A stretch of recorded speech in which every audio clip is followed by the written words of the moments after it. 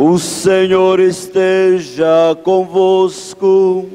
Ele está no meio de nós. Proclamação do Evangelho de Jesus Cristo, segundo Lucas. Glória a vós, Senhor. Naquele tempo, estando Jesus na sinagoga, começou a dizer: hoje se cumpriu essa passagem da Escritura que acabastes de ouvir. Todos davam testemunho a seu respeito, admirado com as palavras cheias de encanto que saíam de sua boca. E diziam: não é este o filho de José? Jesus, porém, disse: sem dúvida, vós me repetireis o provérbio: médico, cura-te a ti mesmo, faze também aqui em tua terra tudo o que ouvimos dizer que fizestes em Cafarnaum. E acrescentou: em verdade eu vos digo, nenhum profeta é bem recebido em sua pátria.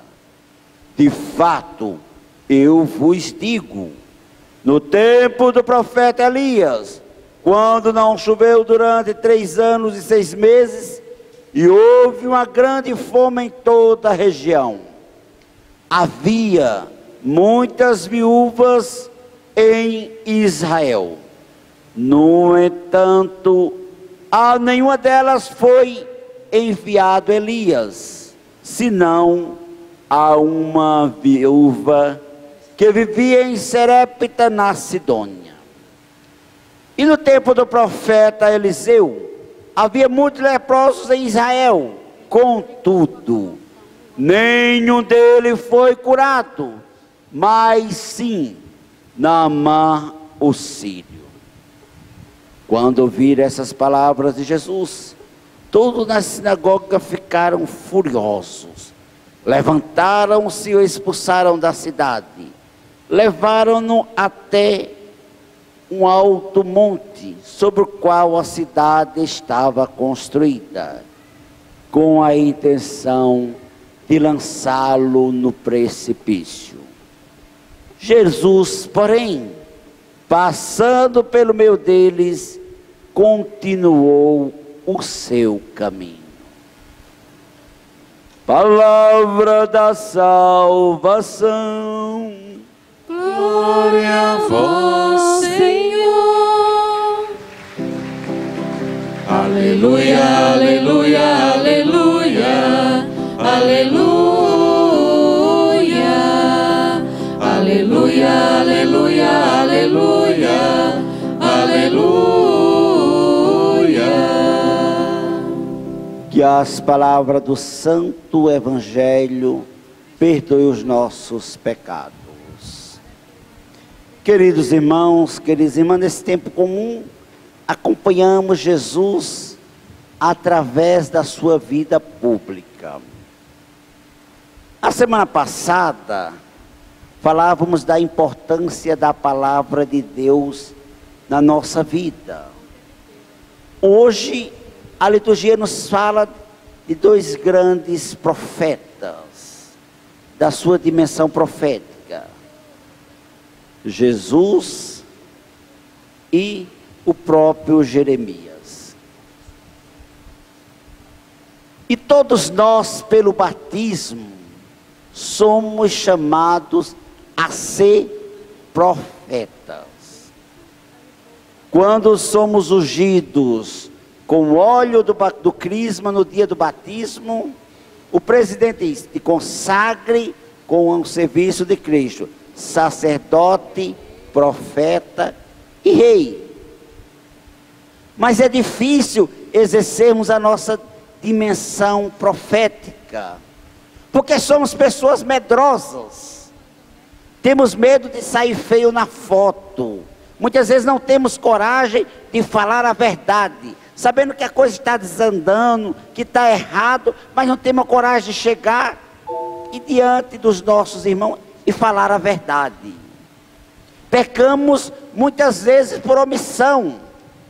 Não temos essa coragem. Jeremias é aquele camarada que, Senhor, eu não sei falar. Eu sou ainda uma criança, é o profeta jovem. Mas o que Jesus diz? O Deus diz a ele: antes de formar-te no ventre materno, eu te conheci. Antes de sair do seio de tua mãe, eu te consagrei. Fiz-te profeta das nações. Então realmente, Deus escolhe cada um de nós. Nós temos a responsabilidade de denunciarmos tudo aquilo que atenta contra a vida. É a nossa dimensão profética que muitas vezes fica esquecida. E Deus, assim como prometeu a Jeremias, Ele diz a cada um de nós: olha,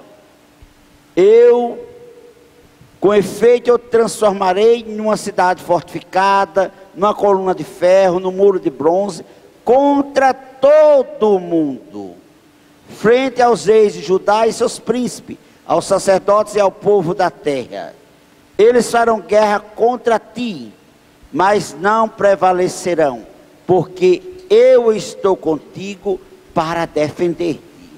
Então é Deus que nos garante que estará conosco. Isso não quer dizer que Ele garante que vamos sair ilesos. Se escutamos o relato, a maioria dos profetas foram todos mortos por falar a verdade. Então realmente, o seguimento de Jesus Cristo não é coisa fácil. Às vezes pensamos que é fácil, porque não conhecemos a doutrina. Não conhecemos realmente quem é Jesus Cristo. Muitas vezes fazemos uma simples catequese, mas realmente não fazemos essa intimidade, a experiência com sua pessoa, experimentar na vida cotidiana. Hoje, ele foi à sinagoga, né? Realmente hoje o texto começa dizendo, né? O texto diz o seguinte: hoje se cumpriu essa passagem da Escritura que acabaste de ouvir.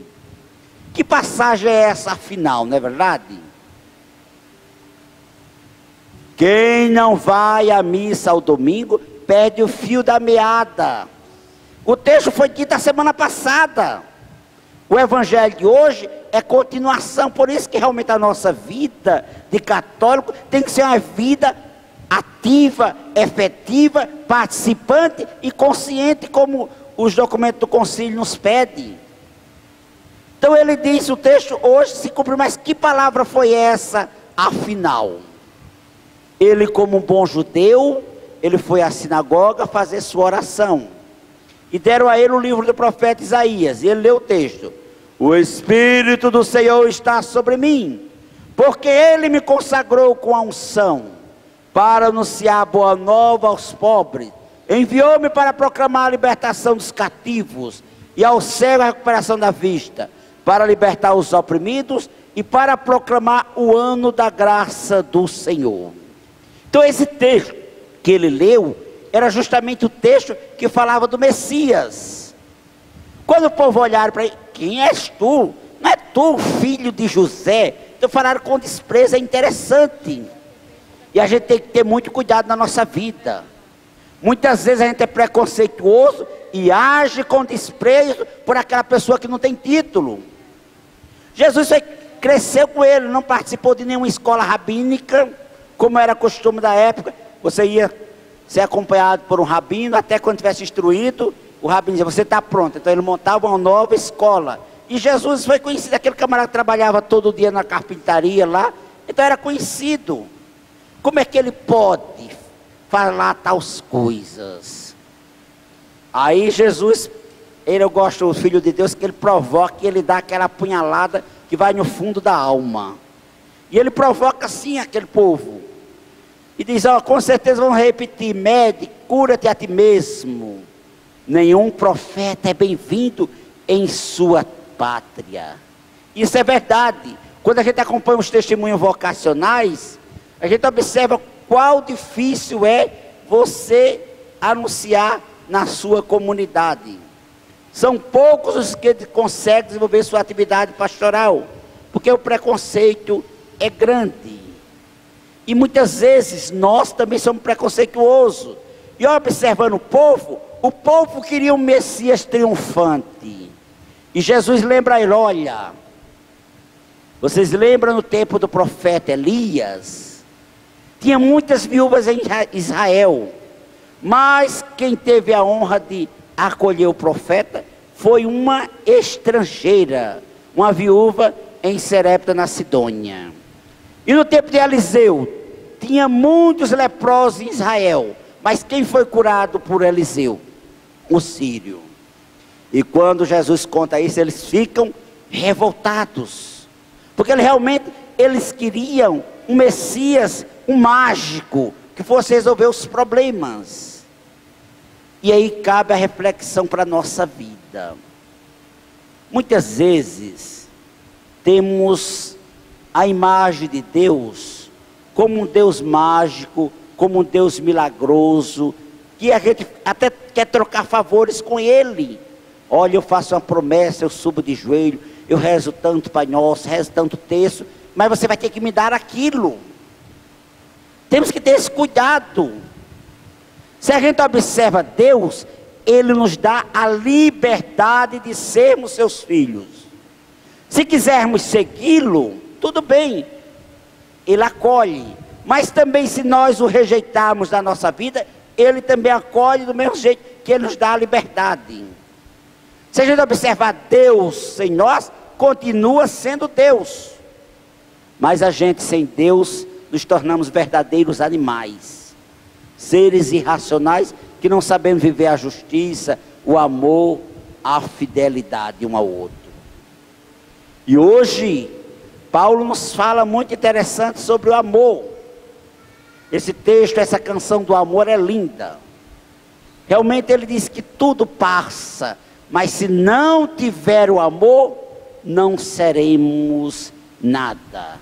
E o amor que ele fala é um amor desinteressado. É o amor ágape. É o amor de Deus por cada um de nós. Aquele que não tem interesse. Se a gente parar para pensar na nossa vida, a gente é interesseiro. Às vezes a gente pede: eu vou convidar fulano para uma festa, mas eu já convido aquela pessoa que pode me dar uma festa, convidar de volta. Então a gente tem que ter muito cuidado quando viver. Temos que ver esse amor de forma desinteressada. E viver na nossa vida, pedir a Deus cada dia, para sermos fortalecidos e vivermos as virtudes teologais. A fé, a esperança e a caridade. Mas se não sabemos, se nós não sabemos amar, não servimos para viver. Porque o viver é amar. Louvado seja nosso Senhor Jesus Cristo.